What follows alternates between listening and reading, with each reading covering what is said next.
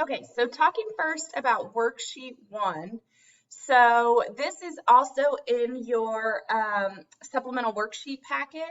If you don't have that, you can click on the top of this slide right here where it says worksheet 1 and it'll take you to the digital copy. I also put the digital copy in Canvas so you can access it that way, okay? So reflection across the x-axis.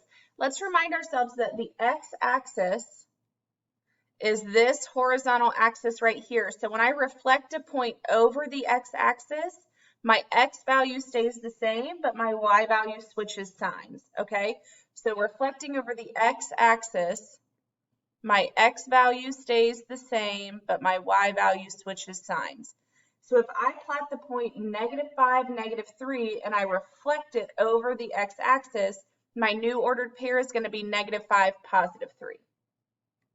Whoops. Okay, if I plot the point R at -3, 0, and I reflect over the x-axis, well, -3, 0 is on the x-axis.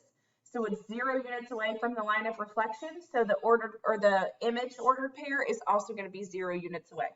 So R prime is the exact same point. It's at -3, 0.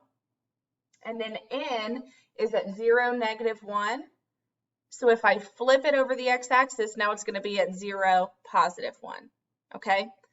And then looking at number 3, we have 3 points that we want to plot. E is at -4, -3.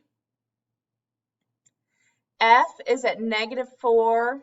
Oh, I plotted that at -3, -3, didn't I? So here goes E. Let me erase that.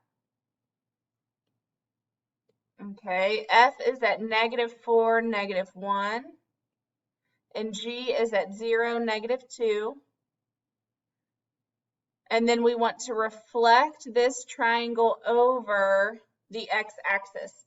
So each of these ordered pairs is still going to be the same distance away from our line of reflection, just on the opposite side of it. So F is 1 unit away. So it's also going to be 1 unit away from our line of reflection up here. So F prime is going to be at -4, 1. E was originally 3 units away from the line of reflection, so it's also going to be 3 units away just on the opposite side. So E prime is at -4, +3, and G is 2 units away from the line of reflection, so it's also going to be 2 units away up here. So G prime is at 0, +2, okay? The other thing that you're going to need to remember for this worksheet and the next, when we reflect over the x-axis, it's our y value that switches signs. When we reflect over the y-axis, it's our x value that switches signs. Okay, so remember we have our y-axis is here, so instead of going to the right, we might go to the left, or instead of going to the left, we're going to go to the right. So it's our x value that's going to switch signs.